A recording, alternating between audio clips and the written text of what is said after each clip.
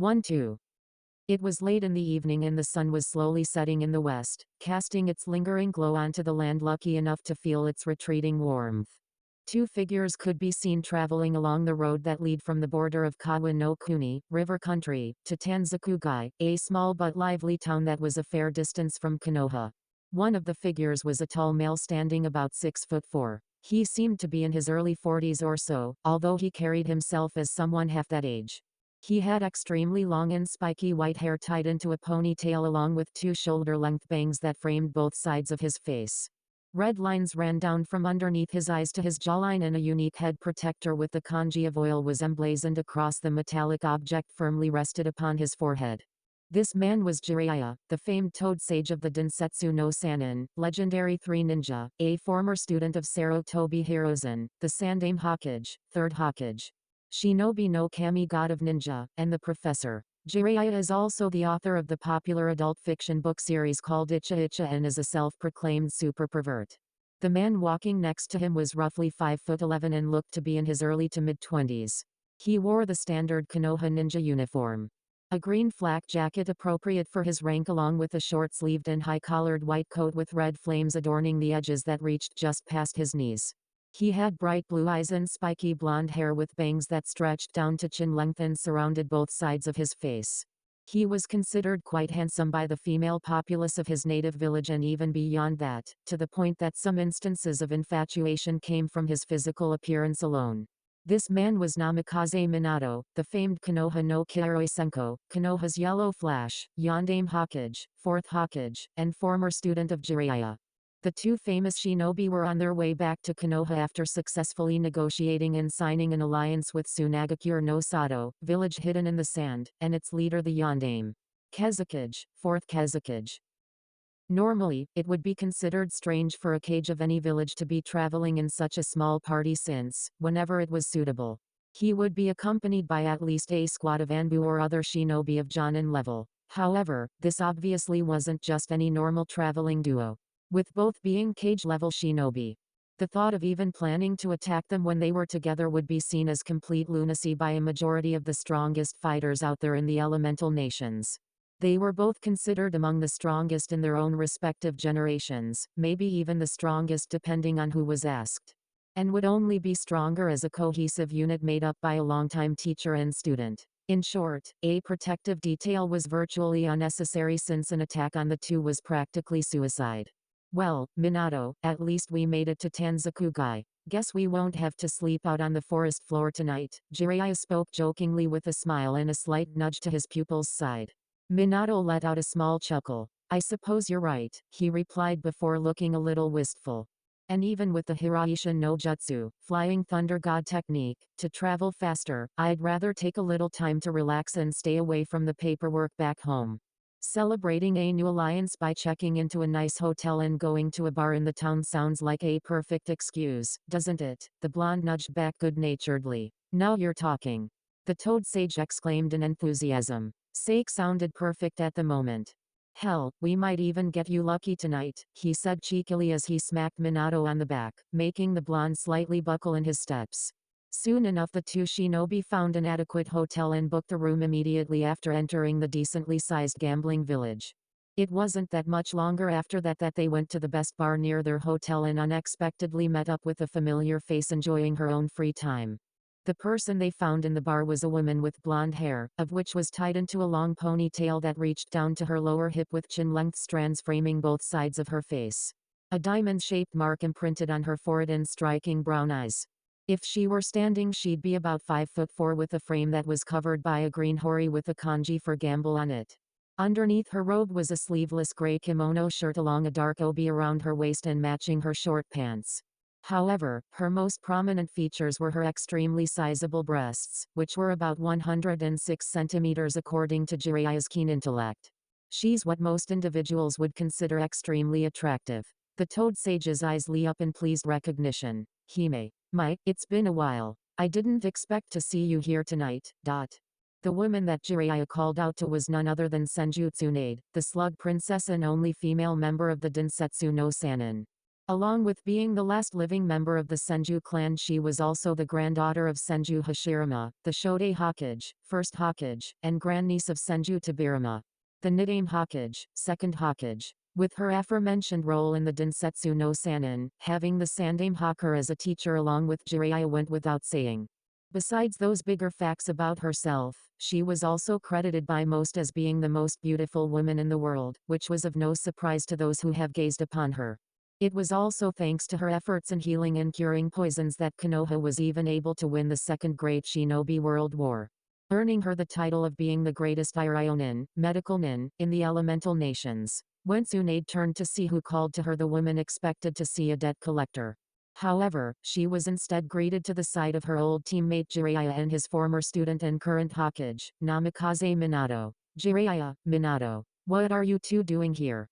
Asked Tsunade as she set down her saucer of sake and turned around on her barstool. Minato and I just arrived in town just a little while ago. We just trekked through Kawa from Suna after negotiating an alliance between Suna and Konoha, replied Jiraiya with an almost hidden smile. The famed medic noticed the corner of his mouth twitch upwards. So I take it that the discussions went well since you're here? Celebrating, maybe? Queried the slug princess. Yeah, they ended fine, great, actually. Although the whole process was tough thanks to the Yondaime Kazekage. He kept on trying to make the alliance favor Suna more instead of making it equal to both villages. It also didn't help that he made several snide remarks about Konoha being too soft and weak, replied Minato with a frown. He didn't like the Yondaime Kazekage much. He often found him to be a rather cold and uncaring individual, especially with the way he ignored or passed off his pregnant wife, 3-year-old daughter and 2-year-old son as if they meant little to him. It was at this point that Minato finally noticed the young teenage girl who was quietly sitting next to Tsunade. The girl in question looked to be about 15 and was holding a little piglet in her arms. Her name was Shizune, Tsunade's apprentice and the niece of the female Senju's late lover, Kato-dan, a renowned shinobi of Konoha.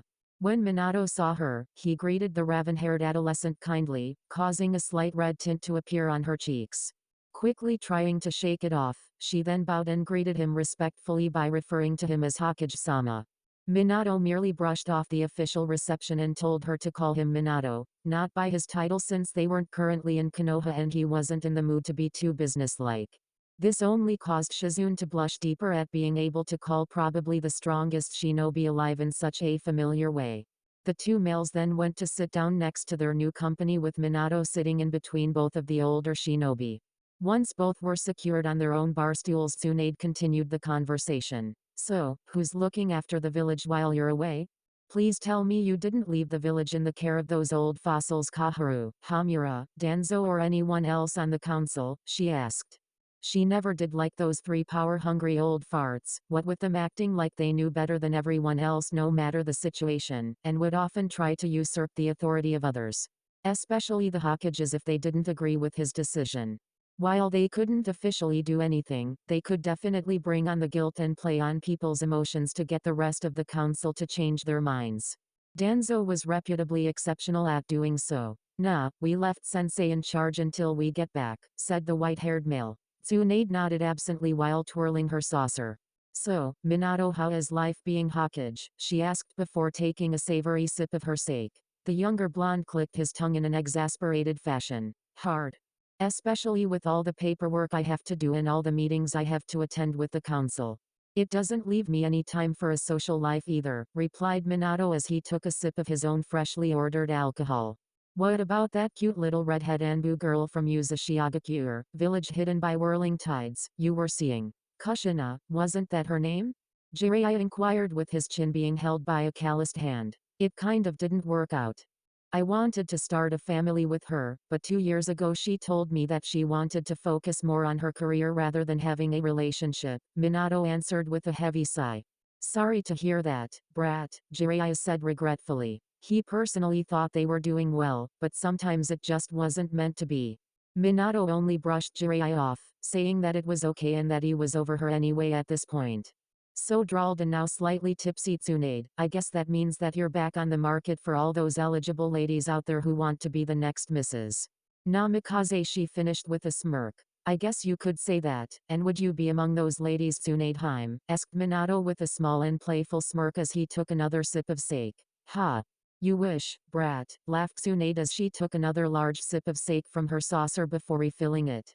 Over the next 4 hours the three talked about all kinds of various topics, switching back and forth from what came to mind in relation to Konoha and just about anything about the world in general. Not much of what was discussed would be remembered due to everyone's mental state being affected by the continuous alcohol intake, but they were enjoying themselves nonetheless. Of course, the young medical apprentice wasn't one to dabble in such activities for very long. Mostly because it wasn't her thing and somebody had to be the rational and coherent one between her and sensei.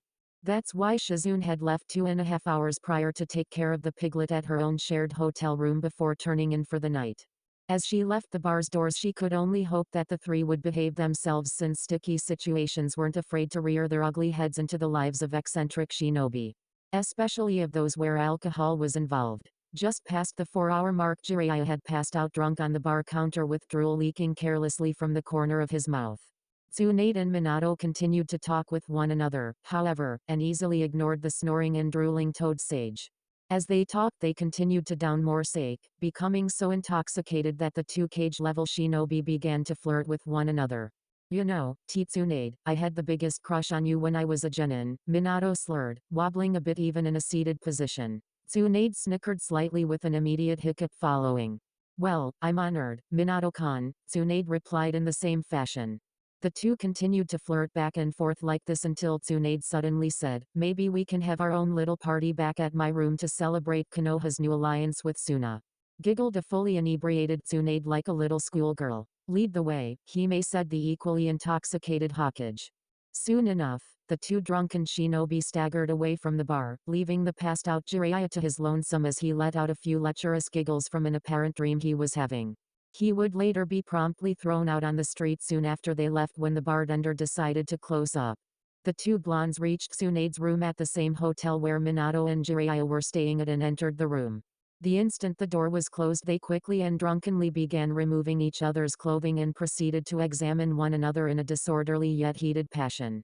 For most of the night moans, grunts and giggling could be heard coming from Tsunade's room, sounds that didn't quell until very late into the night next morning in Tsunade's room. Late the next morning, Tsunade slowly woke up with a groan due to the massive hangover that she was currently feeling and the light blaring from the sun in her eyes, prompting her to turn over on the bed and face away from the window. My head, that's the last time I celebrate with Jiraiya and Minato like that, thought the weary Tsunade. After a little stretching and trying to blink away any mental and physical blurriness she froze and came to a stark realization. She was naked. Then she heard a groan next to her. Ever so slowly she turned her head to the space on the bed to her right. Trepidation quickly filled her gut more and more with every fraction of a second that went by in the process until her brown eyes gazed at the bare back of a man with spiky blonde hair. The reaction was instantaneous. Ah! Screamed Tsunade as she jumped out of the bed and pulled the bed covers with her to cover her modesty. As soon as she pulled the blanket, the man next to her jerked over the side and fell off the bed, crashing onto the floor and causing him to groan again. This time in even more pain than his own previous and quickly interrupted hazy awakening. After a quick moment or so the mystery man slowly sat up from the other side of the bed. Holding his head from the painful hangover he was sporting and from the large bump that was forming on his head after hitting the unforgiving bedroom floor. It was as the man's head peeked over the mattress that Tsunade realized who the man was. Minato, Tsunade shouted. Minato cringed at Tsunade's loud voice, easily increasing the throbbing pain in his head. It was when he gained his bearings and looked at Tsunade's shocked face that a confused look swept across his visage. Tsunade, what are you doing here in my room? He bluntly asked. Your room. This is my room, you idiot. I should be the one asking that, not you. Not to mention why are you naked in my bed, exclaimed Tsunade and she pointed at him angrily with a shaking finger. Huh?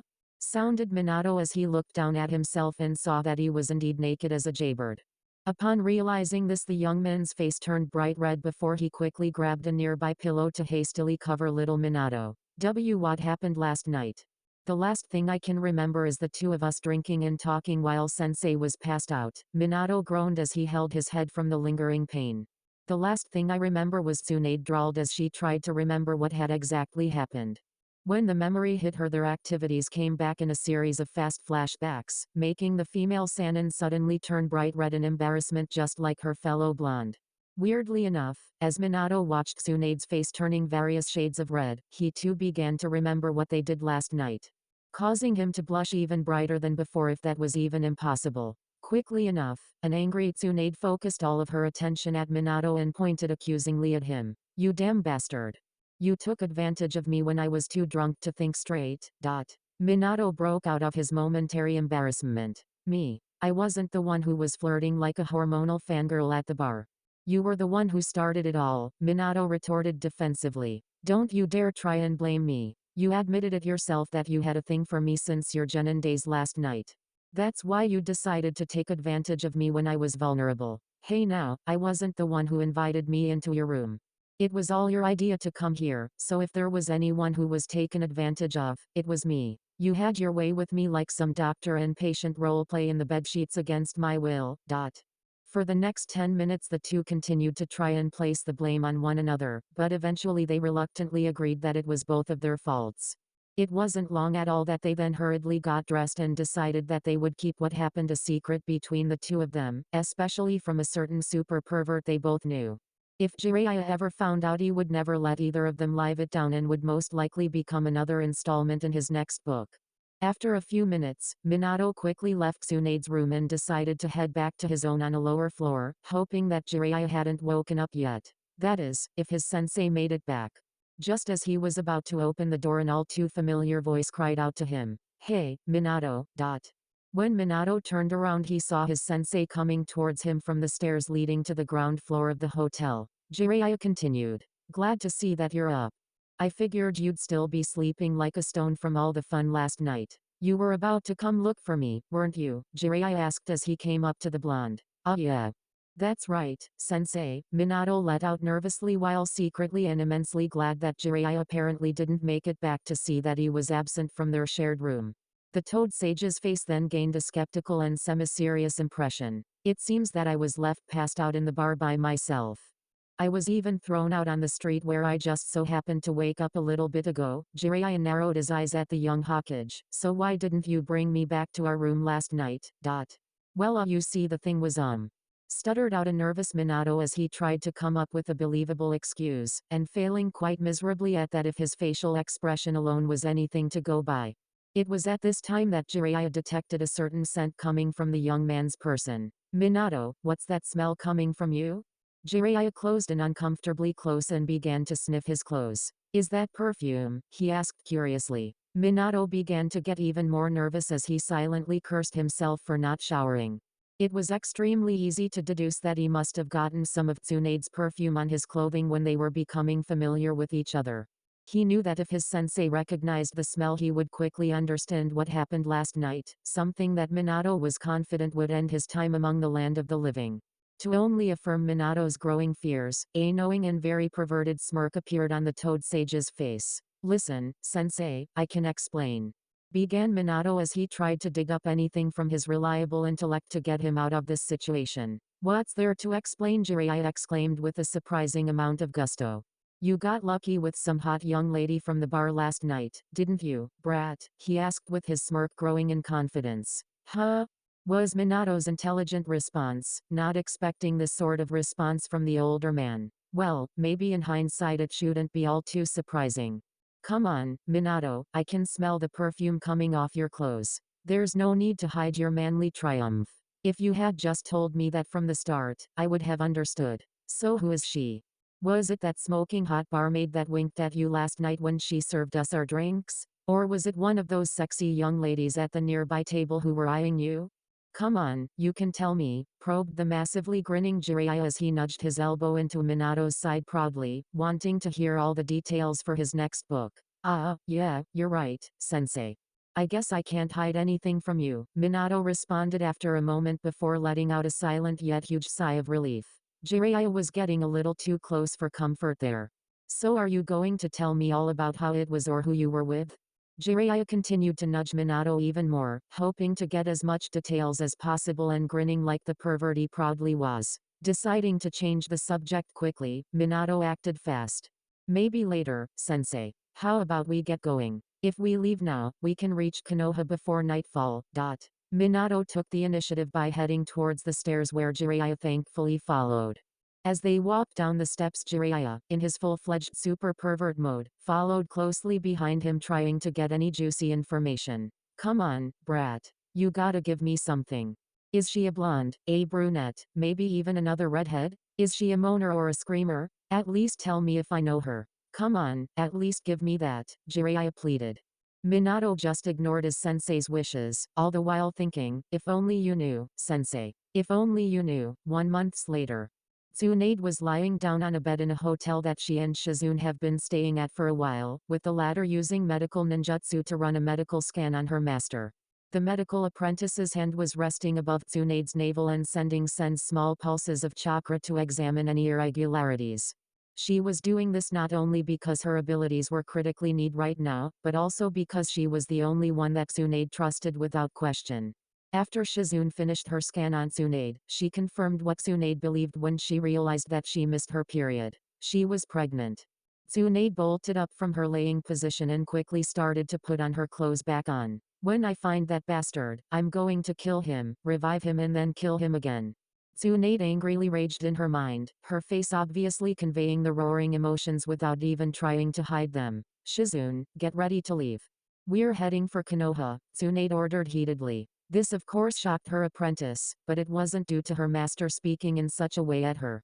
It was because she had said that they were going to Konoha, the very place Tsunade swore she would never step foot in again. But wwwy, sensei? Stammered a shocked Shizune as she hurriedly tried to get her things in order. Because I'm going to kill the father of my child for knocking me up. Tsunade replied angrily while finally storming out of the room for her sporadic homecoming. N.A. Well, that was the first chapter of my new story, The Hope of the Senju Clan. Please tell me what you think of the story, and if you have any suggestions to make, please, go ahead, since I welcome them all and I always read and reply to my reviewers. Also, as for those who have read my other story, The Rakeage, do not worry, as I have not given up on it. It's just that I'm still waiting on my beta to send me back the chapter that I sent him, but I will have the next installment up as soon as I get it back. It was a typical and peaceful day in Konoha. The sun was shining, the birds were singing, and there was a nice, cool, gentle breeze coming in from the west. At the main gate of this currently tranquil shinobi village were 2 Konoha chunin who were happily relaxing in their assigned post. Taking advantage in the serenity surrounding them, they enjoyed it all by leaning back on the 2 rear legs of their chairs and rested their feet on the desk of the entrance booth. Ah, this is the life, isn't it? Said one of the chunin, enjoying the huge lack of traffic going in or out of their village. Yeah, nothing to do but relax, enjoy the sun, and let life pass you by slowly, said the other with a content sigh. The first guard barely opened his eyes from their closed position to stare at a passing cloud. True, but I would still give a lot for something interesting to happen, he pondered. You know the old saying, be careful for what you wish for because you just might get the second started. But immediately stopped when he felt the ground shake beneath him and nearly fell from his chair. When he regained his bearings and opened his eyes, he saw something that made him pale and freeze with fear. Senju Tsunade was back in Konoha after so long, and she was stomping towards them like some wrathful giant. For every step she took, the ground would crack in small spiderweb-like patterns, leaving a vengeful trail behind her. As she headed towards them, they could practically see a black aura emanate around her that spoke of slow, agonizing pain and death. But the thing that freaked the 2 chunin out the most was the disturbing red fire in her eyes that would have sent even the bravest and mightiest cage-level shinobi running for the hills.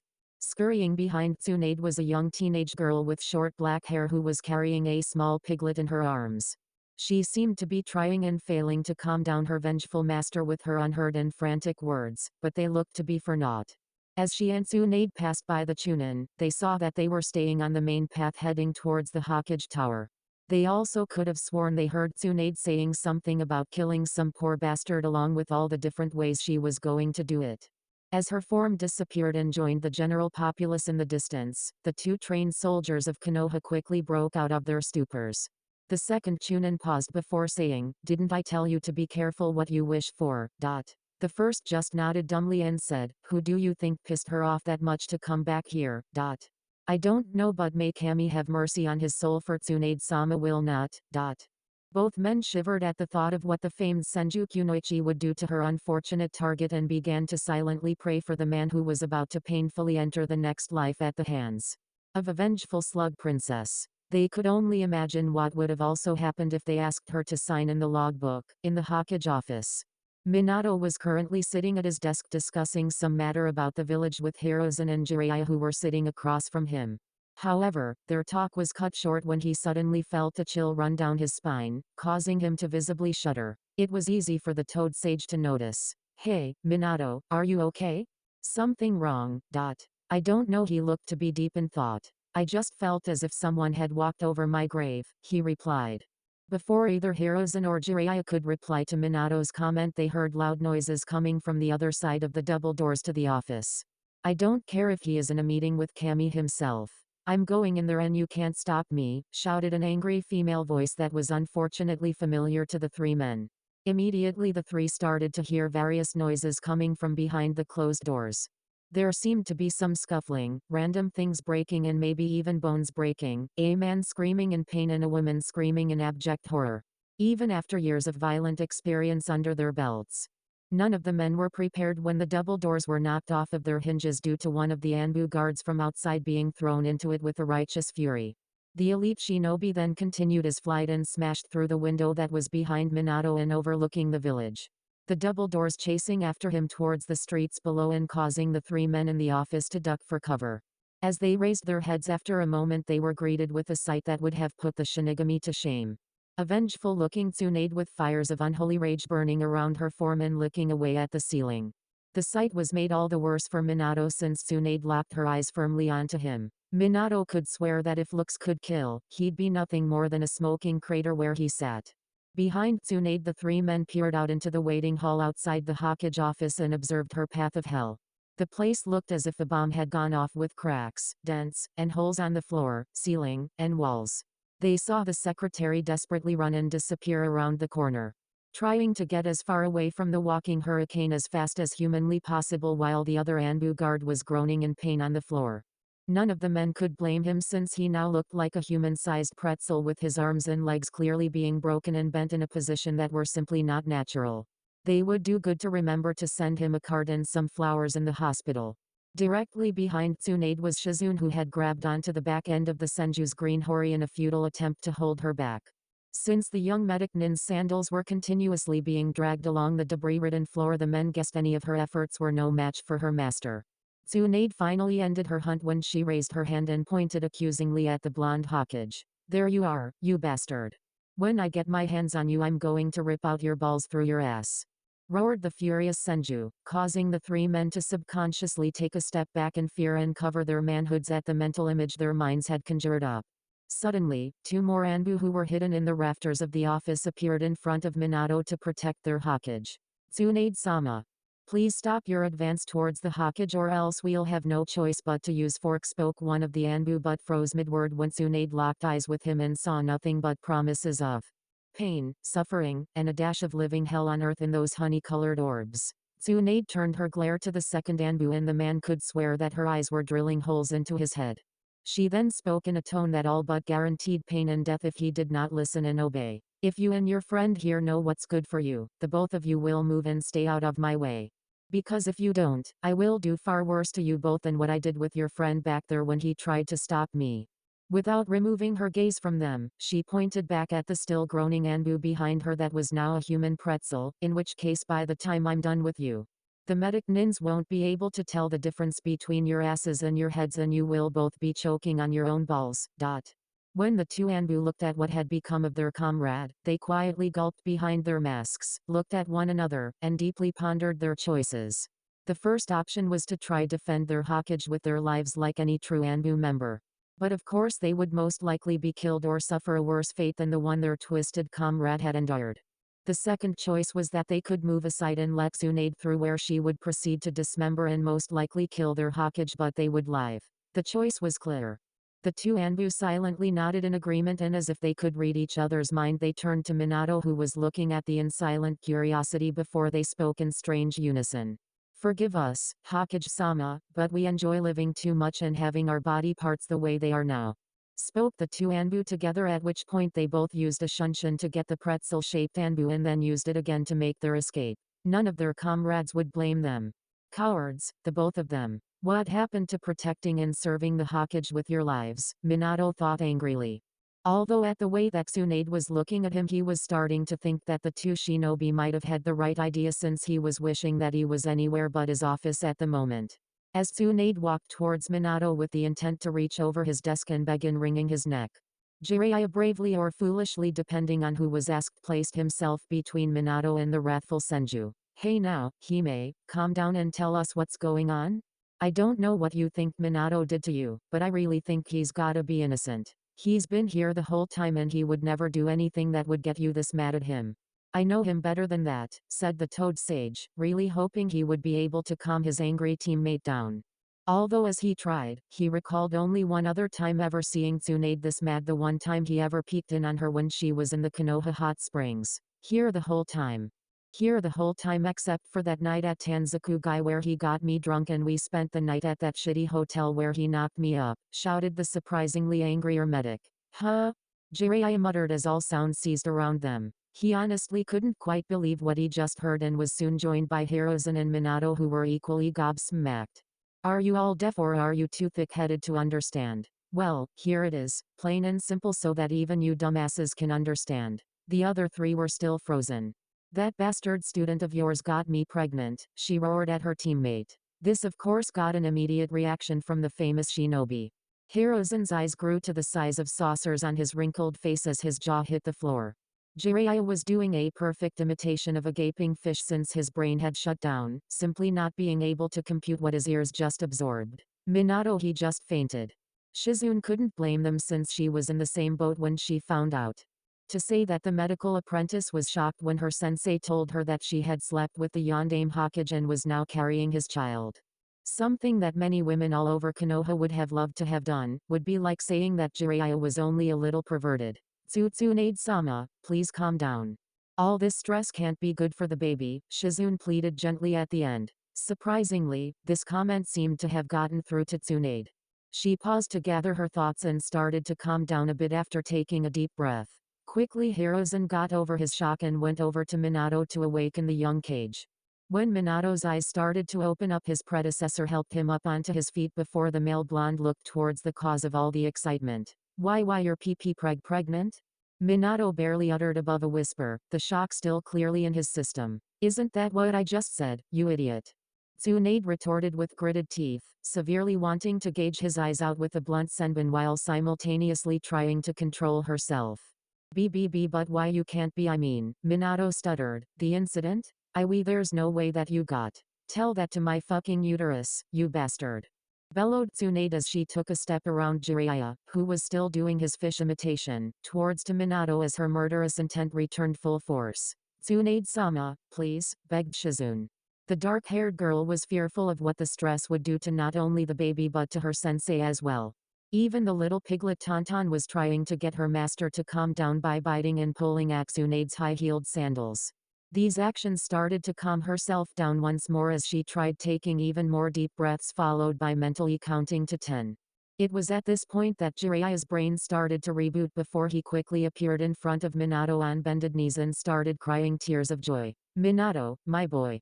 I never thought I could be more proud of you than when you created the Hiraishin no Jutsu, Flying Thunder God technique, or when you became Hokage, but I am.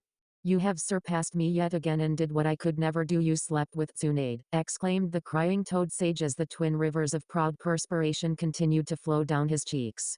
Please. He suddenly shouted as he raised his eyes to meet his students and roughly grabbed onto his trademark Hori. Tell me what it was like to partake in the fruits of those heavenly bosoms of hers. Was she a moaner or a screamer? Please, I need to know. The Yondaime and Sandaime didn't know how to react to this installment. Jiraiya suddenly stood up and went into a thinking pose. Although, now that I think about it, I should have known that Tsunade liked younger men. I mean, there had to be some reason as to why she never seemed to fall for my manly charms. Still, I never took Tsunade as a cougar. He pondered casually. This, of course, had not helped the mother-to-be to keep her calm. She was barely containing her temper after Jiraiya began to beg for information on the night that led to all of this. The fact that she was also in the beginning of her first trimester where her emotions were beginning to go out of whack, and she had already suffered some mood swings earlier to prove that, was not helping matters either. With all of that combined, when her teammate made the remark of saying she was a cougar, it was the final straw that broke the camel's back. The elder Sarutobi smacked his palm to his face and covered his eyes in embarrassment, partially because Jiraiya was never one of his brightest pupils. And also because he wouldn't have to see the dismemberment and murder of someone he considered a son at the hands of someone he considered a daughter. The Sandaime had the right idea since Tsunade swiftly pounced on Jiraiya like a real-live cougar while screaming out, "Pervert," before proceeding to beat him within an inch of his life. Minato, who was still in astonishment at what Tsunade had told him, spared a small part of his mind to feel sorry for his sensei since it technically was his fault that the man was probably about to be sent the afterlife. Not even a few seconds in the self-proclaimed super pervert was screaming out in pain and begging for mercy, receiving none as Tsunade continued to beat the sage to within an inch of his life. After about 10 minutes or so, in which Tsunade had mauled Jiraiya to the point that he didn't even look human anymore and shouldn't even be alive by all rights, Shizune had finally been able to calm her sensei down again. Minato took this moment to start the conversation again. Are you sure? I mean, well, of course you're sure, you're a mednin, but how? I mean, well, of course I know how, but don't you have Urdu, or well by all that's holy, what are we going to do? He cried as he held his aching head in frustration. He just wasn't mentally prepared for all of this. You'd better not be thinking beyond, how are we going to explain this to the council or everyone else in the village, because if you're thinking of me getting rid of it. Tsunade started as she felt her temper rising again, the growing need to neuter the blonde-haired man with a dull scalpel and no sedative beginning to run through mind. No. I would never think of ever forcing you to get rid of it, Minato desperately stammered out. He had always wanted to start a family even if this wasn't exactly how he planned to do it. Thankfully, Minato's quick response was able to soothe Tsunade's rising anger a little and sated her desire to castrate the younger man at the very least. Well then, you better not be thinking, who's it going to live with, because I'm not going to stay in this cursed village. I've already lost nearly everyone I ever cared about to it and I'm not going to lose my child to it as well, she declared with perseverance. This led to Minato and Tsunade discussing more like arguing, rather about what they were going to do. Dealing with the prospect of a newborn was hard in general, but in this context it might as well been planning to survive the apocalypse. As Tsunade and Minato were conversing, Hiruzen watched them and couldn't help but grin. While this certainly threw a major wrench in the works of both Minato's and Tsunade's lives, it just might prove to be a really good thing for both of them. Since, with a child, Tsunade might finally come out of her depression that she had been spiraling down since the loss of her lover, Dan, and her little brother, Naoki. The wizened former Hokage knew that when she was with Dan they had often talked about having children and Tsunade made it obvious she wanted nothing more. Of course, that Dri had sadly died with him. Now it seemed that fate had decided to finally give his former student some measure of happiness by giving her the chance to reclaim that Dri. Even though he knew that Tsunade would be disappointed that it was not Dan's child she was carrying, it still didn't change the fact that it was her child. She would never get rid of it and would love it all the same, he was sure of that. He also knew that with a child there was a good chance that Tsunade might return to Konoha as well, although it would not be right now, but given time she just might. From personal experience, the Sarutobi clean head understood that the power of love between a parent and its child could heal almost any emotional wound. There was also the chance that this child could help Minato out as well since he had never gotten over the loss of his parents last year. They had been killed by Iwa assassins who had somehow managed to sneak into the village. Their murder was retaliation for a major defeat that Iwa had suffered at Minato's hands. Although Minato had killed those responsible, it still affected him greatly. What was not widely known was that he was secretly afraid to start a relationship with anyone. The doubt that was seeded into his mind from his loss gave him a small fear of not being able to protect those he loved.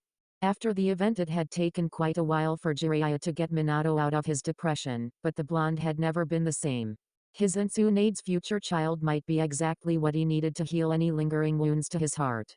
Hiruzen grinned a bit more when he thought of the child and about how powerful it would be considering the rich lineage that would flow its veins. Having its great-grandfather be the Shodaime Hokage, great-granduncle the Nidaime Hokage. Mother the slug princess and strongest kunoichi alive, and father the legendary Konoha no Kyoroi Senko, Konoha's yellow flash, and Yondaime Hokage. The potential seemed limitless. With just both its parents being cage-level shinobi alone, the child would be powerhouse, a monster, in a good way, of course. A Hokage in the making that could very well surpass all the previous Hokages. The former Hokage then began to imagine holding an amazingly strong little warrior with godlike chakra control on his knees, and it made him smile all the more. As he thought about this, however, he also thought of something else that made him frown. Deciding to make himself known to the bickering duo, Hiruzen cleared his throat loudly so that they would take notice of him. Now that I have your attention, I believe that there is a matter that you are forgetting that is of great importance to discuss. What is it? Asked a still fuming Tsunade. Your child, or, to be more precise, its life, the Sandaime sternly announced. Both Minato and Tsunade sounded in unison. Hiruzen eyed them to make sure they were paying the utmost attention. Tell me, Tsunade, does anyone else know that you are pregnant with Minato's child, or that you're pregnant at all? Other than you, Shizune, the pervert here, and this bastard, then no, said Tsunade, pointing at Jiraiya and Minato respectively. Good, he replied. Good? Why is that good? Tsunade asked with a cocked brow. Your child's life would be in great danger otherwise, is why. Something like this is extremely dangerous and will not remain a secret forever. From the moment it is born into this world, your child will have a target placed on it by other villages, organizations, and factions of shinobi inside and outside of Konoha. The words seemed to start piercing into everyone's brains, so he continued. They will attempt to kidnap your child in the hopes of holding it hostage to force you to do what they want or to train it to fight for them.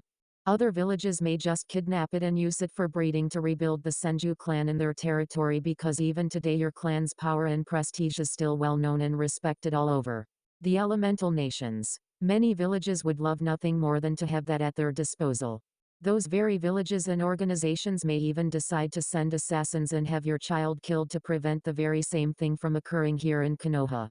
And let's not forget that both you and your clan still have many enemies out there that would like nothing more than to end the Senju bloodline once and for all, or would just like to hurt you by killing your child. He ended, deathly serious. This of course made Tsunade go white in fear, not for herself but for her child. She hadn't really thought of the dangers her child would be in by her simply being its mother, and was only more focused on the here and now, with her raw emotions guiding her to this point. She instinctually wrapped both her arms around her abdomen protectively as more and more dangerous possibilities swam through her mind for her child's future. And when word gets out that Minato is the father, the child will be placed in even greater danger. Like with Tsunade, outside forces will do everything within their power to turn or eliminate him, just like your parents. Minato, a pained look to cross the young Kage's face. And don't forget, Iwa would be at the top of that list, all things considered, during the war. Ending your family would have them frothing at the mouth if given the opportunity. So what do we do then? Because if you're saying that I have to abandon my child, then you have. Tsunade barely managed to growl before she was interrupted. No, of course not, Tsunade. I would never think of asking you and Minato to do such a thing, Hiruzen quickly said, seeing where his former student's line of thought was going. As a father, he knew how painful it would be to ask a parent to give up his or her child. He himself would sooner rip off his own arm than give up any of his own children, and most certainly wouldn't ever ask someone else to do something that he couldn't. He also knew that if he did force her to give up the child, she would never forgive him. The heartbreak of losing her baby would also most likely send her into an even deeper depression, one that she would never recover from, and would inevitably cause her to drink herself to death. He didn't like the thought of adding another mental scar to his surrogate daughter and everyone close to her, all because of some rash decision. Besides, he knew Tsunade would protect her child no matter what, and from whoever tried to harm it. From past experience, they all knew that there was nothing in this world more dangerous than a mother protecting its child, especially if that mother happened to be Tsunade, and may Kami have mercy on whatever foolish soul that tried to do the child harm, since Tsunade definitely would not. What I mean, Tsunade, is that we have to be careful and plan out what we should do. That's all. If we don't, we could be putting your child in danger. That is all I'm suggesting, the old man said. He's right. We have to be careful for our child's sake at least. Perhaps you could come back to the village, and said Minato before being interrupted. No. I told you before, I will not stay in this accursed village. Short of Shizune, too, and this child, I've lost every single member of my family and clan to it. I will not lose another person to this village again. She stubbornly said as she stomped her foot down on the floor, causing the room to shake and making her point clear. But, Tsunade, you can't go around traveling while you're pregnant. What if you're attacked? Or something happens and we weren't there to help? You're putting our child in danger, so please think what is best for it, pleaded Minato. I said no and that's my final answer. Hiruzen cut in quickly to prevent another argument from happening. Perhaps there can be a compromise, he stated, causing both Minato and Tsunade to look at the former Hokage. Like what? Tsunade asked with narrowed eyes. For the past several years the small nearby farming village of Mihara has sent several requests to us asking to send a medic or medical nin to their village. Their community has no real doctor to treat the injured and sick and they usually have to travel here to get any help, or send someone to bring back medical aid depending on the situation. Now, if they had their own doctor to train someone there, then they could help themselves. My solution is that you two, he indicated Tsunade and Shizune, go there where you can help the people and train someone to help with their minor illnesses and injuries that they suffer from. In doing so there should be little to nothing for you to do. Also, since the village is near us and our patrol forces have routes near it, help can quickly arrive quickly and with little trouble given something happens to you while you're there. Not to mention that if Minato gives you one of his special Tsunade he can use his Hiraishin no Jutsu to immediately teleport there at any time or when you need help. Therefore, you each get what you want. Tsunade doesn't need to stay in the village like she wants, but she is near enough so that help can arrive quickly if she needs it like Minato wants. Also, the village of Mihara even gets what they want, so it's a win-win for everyone, he finished as he picked up his pipe from the floor. It having dropped from his grip when Tsunade made her announcement following her dramatic entrance. He then lit it and started to puff smoke out to let the calming scent of tobacco filter through his nostrils. After Minato and Tsunade heard Sarutobi's solution, they thought about it for a few minutes and both nodded in agreement. To them it seemed acceptable enough to ease each other's minds. Fine then. I'll just get some things from the hospital before I head out to the village to set things up. If I need anything, I'll send one of my slug summons to tell you, Tsunade stated. Before you go, Tsunade, take this, Minato said as he took out one of his Hiraishin Tsunade from his pouch before gently handing it to her. She took the Tsunade and nodded her thanks, before turning to walk out of the office through the broken doorway. Shizune and Tonton loyally followed after giving a half-hearted farewell. Once Tsunade had left out of earshot, both Minato and Hiruzen let a sigh of exhaustion. Their talk with Tsunade and the bombshell she had dropped had drained them both more than they had thought possible. Jiraiya, on the other hand, was lying forgotten in a heap till he started groaning in pain. He was covered in black and blue bruises and bumps and his arms, legs, and back were in a myriad of shapes and angles that they definitely shouldn't be.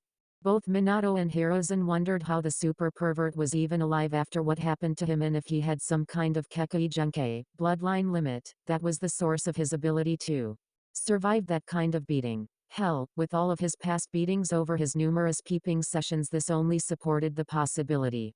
Minato, I think you should take him to the hospital where they can at least try to fix him. Though we may have to ask Tsunade to do so if they can't, Hiruzen muttered as he blankly gazed down at Jiraiya's poor form. Yeah, although it's his own fault that he usually ends up like this. These kind of things would never happen to him if he could just control those perverted urges and thoughts of his, the blonde said exasperatedly. True, but if he didn't then we wouldn't have those books of his to enjoy. Besides, I'm told that an artist must suffer for his art and Jiraiya often refers himself as an artist with those novels of his. Hiruzen and Minato just smirked at each other before the latter used a shunshin to quickly take Jiraiya to the hospital. We certainly live in interesting times, don't we? The Sandaime thought with a slight chuckle as he looked out the window to overlook the beautiful village in its entirety. And guys, this is the end. I hope you guys enjoyed. See you next video.